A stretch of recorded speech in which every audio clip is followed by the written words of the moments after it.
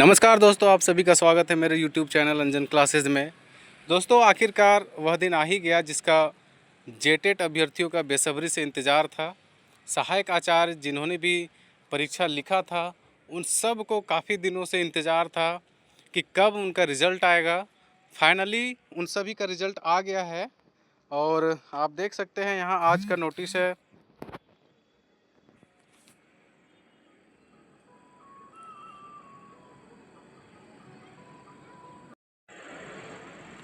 Hello, आप यहाँ देख सकते हैं डेट आज का दिनांक 6/6/2025 एकदम लेटेस्ट अपडेट अभी जस्ट आया है।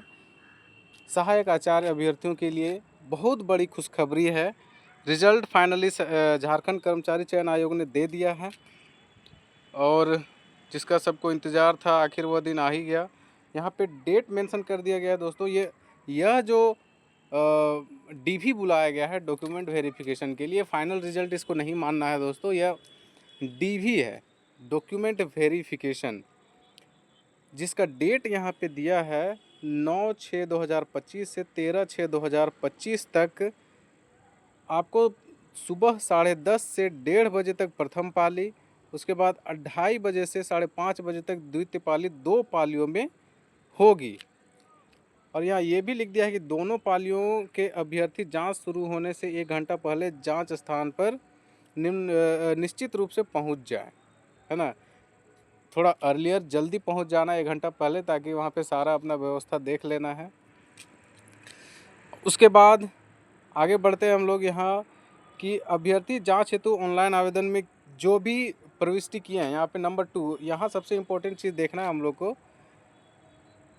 कि जो आवेदन में हम लोग जब ऑनलाइन कर रहे थे, उसमें जो जो चीज़ हम लोग डाले हैं उन सभी का प्रमाण पत्र मूल प्रति यानी कि ओरिजिनल एक चाहिए, एक स्वहस्ताक्षरित छाया प्रति यानी कि फ़ोटोकॉपी चाहिए, और हाल ही में खींचा गया एक पासपोर्ट आकार का रंगीन फ़ोटो लेकर उपस्थित होना है।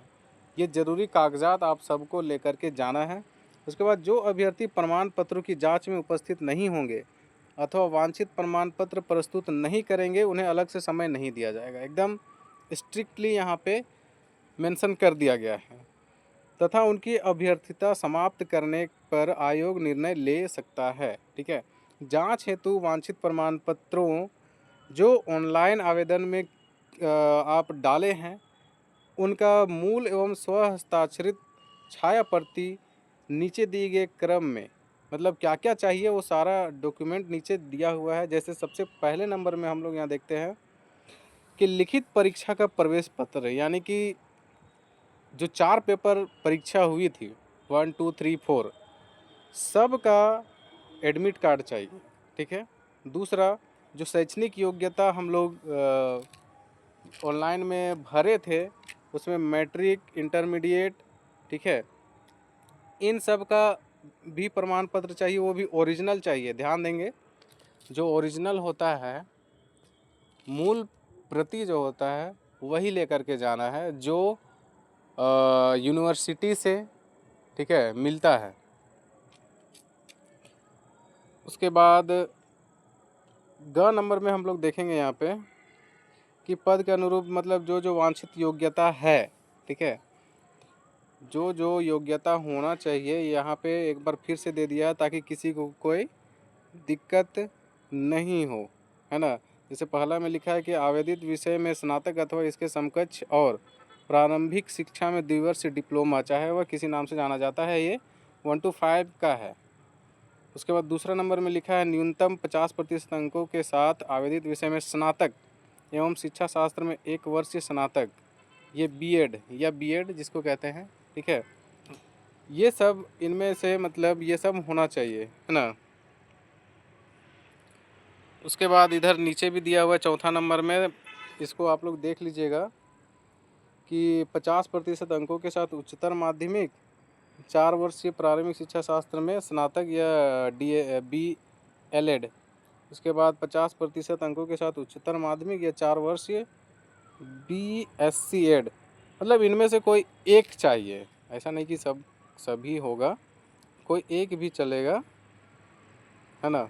उसके बाद तीसरा नंबर में आरक्षण एवं स्थानीयता संबंधी प्रमाण पत्र, यानी कि जो भी आरक्षण का दावा करेंगे, जैसे BC1 BC2 SC ST वाले कैंडिडेट, उन सब का जाति या आय एवं संपत्ति प्रमाण पत्र, यानी यहाँ पे जो स्लैश दिया हुआ है इसका मतलब है कि जाति या आय चाहिए, दोनों में से कोई एक चाहिए।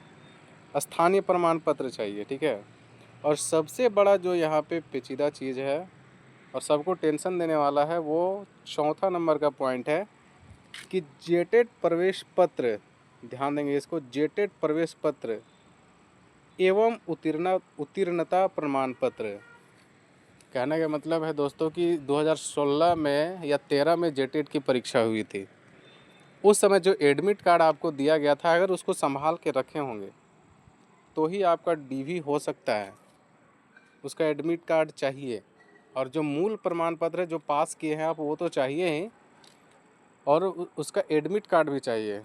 तो ये बहुत थोड़ा टेंशन देने वाला चीज़ है। हमको नहीं लगता कि बहुत लोगों के पास यह सुरक्षित होगा, कहीं इधर उधर हो गया होगा, पता नहीं ये, लेकिन है एक टेंशन वाला चीज़ है।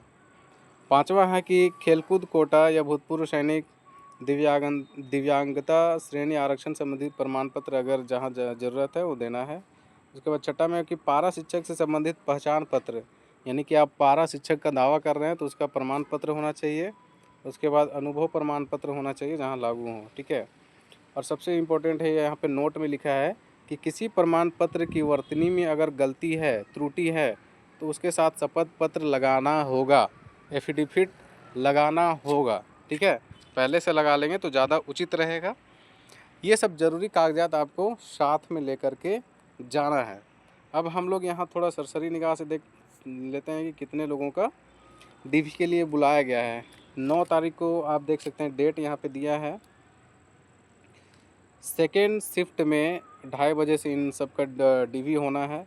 इतने सारे अभ्यर्थियों का DV के लिए बुलाया गया है। और ये रजिस्ट्रेशन नंबर है, इसको आप लोग रोल नंबर नहीं समझिएगा, ये रजिस्ट्रेशन नंबर है। तो आप लोग रजिस्ट्रेशन नंबर से खोजेंगे, रोल नंबर से नहीं खोजेंगे। यहाँ पे देख सकते हैं स्पष्ट लिखा हुआ है कि ये रजिस्ट्रेशन नंबर है, ठीक है। यहाँ पे कुल मिलाकर के 2734 अभ्यर्थियों को, अगर मैं गलत नहीं हूँ तो 2734 अभ्यर्थियों को कुल बुलाया गया है। इतने सारे अभ्यर्थियों को बुलाया गया है। आप देख सकते हैं 300 यहाँ, 600, 900, 12, 15, 18, 3 21, 3 24 और 3 27, यानी टोटल जो है 2734 अभ्यर्थियों को DV के लिए बुलाया गया है, मैथ और साइंस में, है ना। और लास्ट में यहाँ पे लिखता है कि अभ्यर्थी ध्यान देंगे यहाँ पे, ठीक है, कि प्रमाण पत्र का आपका जांच होना ये नहीं साबित करता है कि आपका नौकरी हो जाएगा, बहाली हो जाएगा, ठीक है। उम्मीदवार का अंतिम चयन नहीं है। अगर प्रमाण पत्रों की जांच कार्यक्रम में अनुपस्थित अभ्यर्थी जो अनुपस्थित रहेंगे उनको एक मौका और दिया गया है। 18/6/2025 को सुबह 10:30 बजे से 1:30 बजे तक प्रमाण पत्र की जांच करा सकते हैं। इनमें भी अगर अनुपस्थित रहते हैं अभ्यर्थी तो बाद में कोई अतिरिक्त समय नहीं दिया जाएगा, ठीक है। इसको अच्छी तरह से ध्यान देंगे। ऐसा नहीं है कि जिस तरह से हाई स्कूल वाला में हुआ है कि बहुत सारे अभ्यर्थी बोले कि हमको पता नहीं चला, अनुपस्थित रह गए, एब्सेंट रह गए, तो वो केस भी लड़ रहे हैं, फिर भी उनको वहाँ पे राहत नहीं मिल रहा है। कोर्ट में भी उनको कह दे रहा है कि नहीं, आप उपस्थित नहीं हुए तो आपकी अभ्यर्थिता ख़त्म। उसी प्रकार इसमें भी अगर आप उपस्थित नहीं होते हैं और बाद में आप चैलेंज करेंगे तो आपको हार का सामना करना पड़ेगा, ठीक है।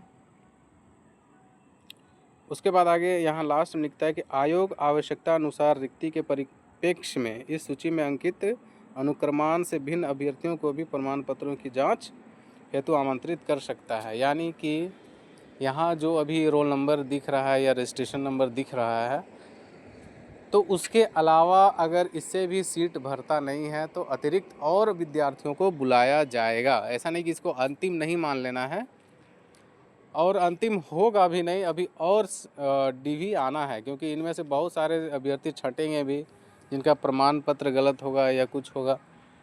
ठीक है, तो फिर से डीवी आएगा, इसके लिए निश्चिंत रहें।